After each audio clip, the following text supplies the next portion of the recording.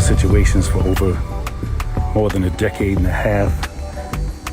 And then all of a sudden everybody woke up like, whoa. Al B. sure just dropped Kim Porter's real autopsy report, and he did it in court. Al says that the story we've been told about Kim's death is not the full truth, and that Diddy is the one responsible. We've heard Al speak about this before, but this time around, he's putting real receipts behind his claims and pointing to the idea that Kim didn't pass because of pneumonia. Now let's break down what that report says, why he believes there was foul play, and how this ties into the bigger picture, including the people who were closest to her. It was a lot of the stuff, came to surprise, but a lot of this stuff will be revealed because, and that's why I thought it would be a good idea to finally tell my story. Every network came to me. Let's start with foul play. Unless you've been living under a rock, you notice that Diddy's name is all over federal court documents. Now Al's stepping into the courtroom spotlight too. Just the other day, he told us that he's been subpoenaed and will be testifying soon. But one thing is, you have volunteered to testify at the trial, correct? Not as of yet. Actually, I was subpoenaed. Okay. So my attorneys worked something out. So I believe when the time is right, I'm going to discuss it with my attorneys. With how vocal he's been ever since we lost Kim, it's expected that Al will be bringing in receipts of Kim's real autopsy. You see, Al never believed the official story that the coroner's autopsy ruled. They claimed it was lobar pneumonia and said there were no signs of foul play and that she had flu symptoms before passing. But Al says that couldn't be further from the truth. Al B. sure has called Kim's passing a tragic since day one. He always kept insisting she didn't simply lose a fight with pneumonia and urging authorities to reopen the case. Do you believe that she died of pneumonia? Absolutely not. In his version of events, a whole circle of people around Kim were part of a cover-up. He says that just days before she died, they were talking regularly, joking about their son, and even celebrating together at a public event where Kim was laughing and in fantastic health. She was in the best of health. We just saw each other prior to her passing. We were actually celebrating our son's new Netflix Christmas special. To him, the idea that a vibrant 47-year-old could suddenly succumb to pneumonia without any chronic illness on record just doesn't track. Al points to red flag details he claims were never explained. Reports of blood on Kim's pillowcases, a trail leading toward the bathroom, and gaps in the timeline between her last known call and when she was found. Gene Deal confirmed it too. And in the report, didn't it say she had blood on the pillow and bruises or something like that? He also mentioned that there were other suspicious circumstances surrounding her death. Why come right till today, right now, nobody knows what Kim Porter phone is? And they know they had iPhone. Put all that together and the official story falls apart. But the coroner's office stands by its report. Lobar pneumonia, nothing more, nothing less. No evidence of foul play. Kim's children have echoed that finding and asked the public to stop chasing conspiracies on social media. Still, Al isn't backing down. He keeps pressing for a formal investigation and hinting that the truth is bigger and darker than anyone's ready to admit. And can you blame him? There are others who suffered the same or similar fate as Kim, and they were also close to Diddy. Kim Porter and Brittany Murphy had the same cause of death, and we could ask the same questions about her passing. Brittany died back in 2009, also from pneumonia at just 32. Healthy, young, rich. So how does pneumonia take both of them out? That's what people been asking for years. Here's the thing though, same LA coroner, Ed Winter, handled both cases. And in Brittany's case, her pops said they found crazy high levels of metals in her hair and accused somebody of poisoning her. Her mom said it might have just been mold in their house, but could that really be it? Her husband was also skeptical. Brittany was not taking any medication for her mood, for anorexia, for any kind of mental illness. Some are saying Brittany had ties to Diddy's world, not like Kim, but she might have known things she wasn't supposed to. But it don't stop there. Other names keep popping up. Aaron Carter died from pneumonia too, and he claimed he had tea on Diddy. Jamie Foxx straight up said he was poisoned, and folks on the internet are side-eyeing Diddy for that one too. But let's get back to Kim and Al B. Sure. Al's been pushing for the FBI to step in, and he's made it clear. He thinks someone, probably Diddy, is covering something up. Al told us that Kim had her private notes, which were stolen after she died. According to Al, the version of her diary that ended up out there was fake, and it was only meant to silence the real story. Also, let's not brush past the fact that Al B. Sure hinted that Diddy may have had something to do with his own health scare in 2022, where he almost died from liver failure. That man came out of a coma, and the first thing he did was start talking about Kim and warning people to look deeper. Just imagine people putting you on a pedestal. Who's the easiest person to shoot at? The highest point. Clear target. Now let's talk about that for a second, and then we'll get back to Kim and Al. Back in 2022, Al B sure went through hell, like real life or death stuff. It all started when he collapsed while working on some new music. They rushed him to the hospital, and things got super serious, super fast. Doctors ended up putting him in a medically induced coma, and he stayed under for nearly 2 months. During that time, his body was basically failing. Multiple organs started shutting down, including his kidneys. The one thing that saved his life was a liver transplant. Al described it as a chevron cut, meaning they literally had to open him wide across the chest to get it done. After he finally woke up, the recovery was brutal. He had to learn how to walk again, talk again, everything. But Al pulled through. If you see Al B Sure, you know that God is real.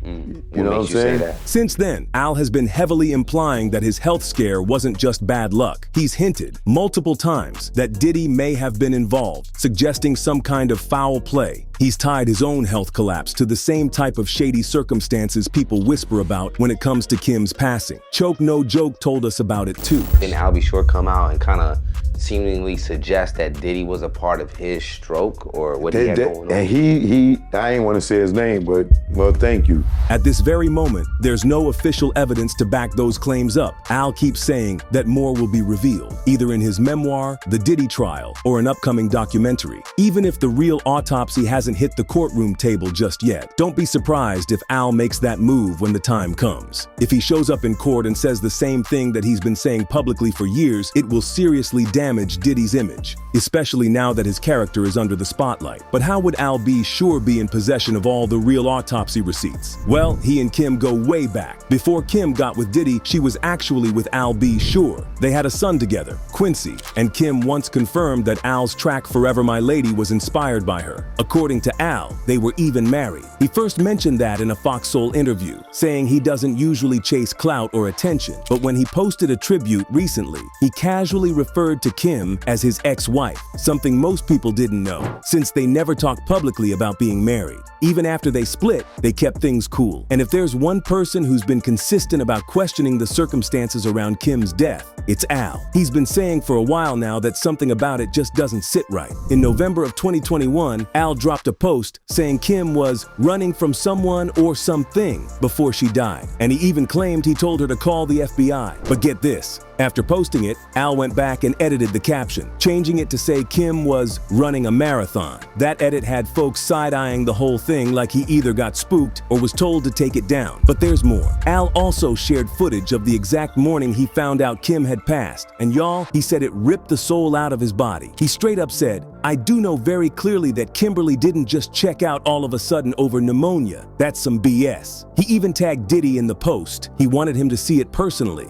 Al pointed out that just days before Kim died, they were all at a Netflix event celebrating their son Quincy. He said Kim was healthy, vibrant, laughing. It didn't make sense how she could suddenly pass away from pneumonia like that. So when people ask why Al B Sure is speaking out now, well, it seems like some of y'all didn't do your homework. He's always been saying something was off. People just weren't listening, or they thought he was being dramatic. But now that Diddy's in the hot seat, those old posts are coming back like receipts, and Al is standing on what he said. And let's be clear, he's still repeating these same claims today, which is exactly why folks are wondering if he's planning to unleash the full truth in court once he gets up on that stand. Because if what he's hinting at is real, then it will make Diddy look even more guilty than he does already. Now this begs the question, why would someone like Diddy want Kim and Al gone to begin with? Well, let's open that can of worms because it's interesting to notice that all the people who used to work for Uptown Records except Al somehow died, and under mysterious circumstances too. In fact, it was called the Uptown Records curse. So here's the deal.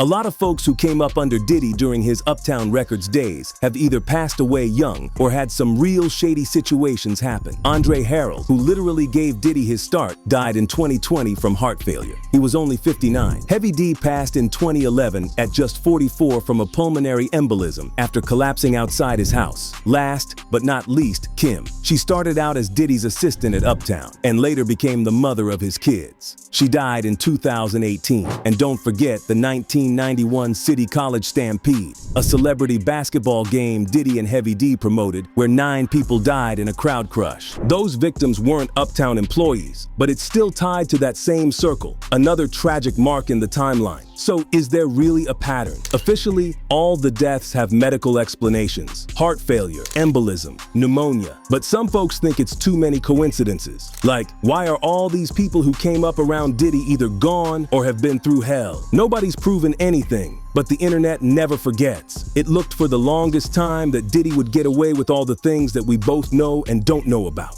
This guy was always a shady figure ever since he came up on the scene. But it looks like his luck has finally run out, and we can't help but notice that Diddy always tried to make the guys who had something to do with the women around him gone. Such was the case with Kid Cudi, and such was the case with Al B. Sure. Al had a thing going with Kim for the longest time, and he adopted Quincy. You can bet your bottom dollar that Diddy felt some type of way about that too. And he adopted Quincy, you know what I'm saying? And it's nothing else you could do to a man, in my eyes, to break him down than to take his woman and adopt his son. Diddy thought he was untouchable for decades. He had the fame, the money, the lawyers, and the silence. But all that silence is getting real loud now. For years, folks whispered about him. Civil lawsuits would pop up and boom, settled. People just assumed nothing would ever stick. But now the Fed stepped in and it's a whole new ball game. We're talking full-on RICO charges, stuff they usually save for the mob. Racketeering, prostitution. They're not playing with him. And let's talk about Cassie. Her testimony shook the room. She's not just telling her story, she's laying it all out. 4 straight days on the stand. She said Diddy did her wrong physically, emotionally, you name it. She talked about being forced into these wild, out freak-off parties and said he used threats and control to keep her in line. We're talking blackmail with explicit videos and even threats toward people she cared about, including Kid Cudi. And she didn't come alone. Her mom got up there too and confirmed what Cassie was going through, how scared she was, how Diddy tried to manipulate her with money. Even Cassie's best friend backed her up. This isn't just one woman pointing fingers. This is a whole support system exposing years of abuse.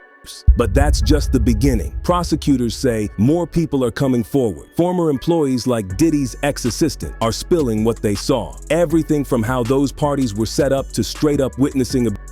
Dawn Richard testified too, saying she saw Diddy get violent with Cassie and even experienced assault herself. And let's not forget the women known as Jane and Mia, who are expected to say they were raped and coerced into things they didn't agree to. And then there's the male escorts. Yes, plural. They're set to give their side, how they were allegedly used for these parties, what they saw, who was there. It's sounding less like a party and more like a whole operation. Oh, and Kid Cudi is expected to take the stand about how Diddy threatened him just for dating Cassie. Now remember, this isn't a civil case, it's criminal. The government is involved and there's no hush money to make this disappear. No private deals. This is happening out in the open. The trial isn't on camera, but media outlets are giving play-by-plays every day, and the details are getting more damning by the minute. So Diddy isn't dodging this one. The aura of invincibility is gone, and the industry silence is cracking. Whether he gets convicted or not, the image he built over the years is already in flames. And with more witnesses lined up and the trial pushing through June, this isn't blowing over anytime soon. So after Cassie took the stand and gave that bombshell testimony, Diddy's lawyers immediately jumped into defense mode. First of all, they're basically trying to spin the entire situation like it was just a super freaky, super messy consensual relationship. They're saying Cassie wasn't tricked, used, or coerced. She was just down for a swinger lifestyle. According to them, those freak-offs are just spicy bedroom fun between adults. Nothing illegal, nothing forced. They're trying to paint it like this was just a wild love story that went south. But here's the thing, they know that alone ain't gonna save him. Later, they started going after Cassie's credibility. During cross-examination, they picked apart her timeline, trying to catch her slipping. They pointed out that she admitted to being intimate with Diddy even after some of trying to use that to make her look like she was lying or exaggerating. And then it gets messier. They're not denying that things got violent, they're just saying it was mutual. According to them, Cassie wasn't just a victim, she was also the aggressor at times. Diddy's team even pulled out receipts saying she was violent toward him too. But they didn't stop there. They also came for the supporting witnesses. When Dawn Richard stepped up to defend Cassie and speak her truth, Diddy's lawyers went in on her too. They dug up old statements, trying to expose contradictions and make her look unreliable in front of the jury. And Diddy's lead lawyer, Mark Agnifilo, is now crying about how all this testimony is prejudicial. He's saying the jury might get emotionally swayed by all these disturbing details and not actually focus on the facts of the case. So yeah, they're doing the absolute most, swinging between it was all love, she's lying, and okay, maybe it happened, but she did stuff too. They're throwing out every narrative they can and hoping something sticks. But with more witnesses lined up and the feds watching like hawks, it's not looking good for Diddy. The trial is entering a make or break stage, and what's coming next is gonna shake the table hard. Kid Cudi is about to hit that witness stand any day now. Cudi's about to step into that courtroom and tell his side of the story. Also stepping back into the spotlight is Dawn Richard, and she's not just a background character in this drama. This woman already testified that she saw Diddy physically attack Cassie and said she herself experienced some of that nasty behavior too. Now she's coming back to the stand, and you know the defense is gonna come at her hard. But Dawn, she's been through the Diddy machine, and we wouldn't be surprised if she drops more receipts this time around. Then we've got the mystery girls, Jane and Mia, who are both set to testify. These women are expected to lay out their own experiences with coercion and even tied to Diddy. If their stories match up with Cassie's or add new layers, it could seriously seal the deal for the prosecution. But it doesn't stop at the victims. The witness list includes former assistants, staff members, and even male escorts who were reportedly involved in or witnessed those infamous freak-off parties. These people saw everything go down behind the scenes. So we're talking first-hand tea about what really went on in Diddy's inner circle. Now let's talk about the feds. Homeland Security's Special Agent Gerard Gannon has been on the stand, testifying about what they found during that Miami raid, and the receipts are scary. We're talking weapons with scratched-off serial numbers and other items that are directly tied to the and racketeering charges. This isn't just gossip anymore. This is federal-level evidence. Plus, a forensic psychologist already laid it out for the jury, explaining why victims often stay in relationships. This is key for helping the jury understand why some of these women didn't leave or report things right away. And you know the prosecution is using that to strengthen their case. Meanwhile, Diddy's legal team is still trying to poke holes in every witness's story. They're coming with aggressive cross-examinations, trying to shake people up, catch inconsistencies, and make it all look like a revenge plot or money grab. And just a heads up, there are no cameras allowed in court, so we're getting all this info secondhand from reporters who are there live. But trust, the details coming out are juicy enough to keep the blogs fed. So far, we're not even at the climax yet. There's still weeks left in this trial, and rumor has it there may be surprise witnesses and even more evidence on the way. It's like a real-life crime drama unfolding in slow motion. Don't be shocked if a few familiar names in the industry start shaking in their boots once that witness list keeps growing. So stay tuned, because this isn't just Diddy on trial anymore. It's his whole empire under the microscope. And with each day that passes, it's getting harder and harder to keep all the skeletons in the closet. Before you go, make sure to let us know how you feel about the Diddy trial and if Al B. Sure is going to testify against him in the end.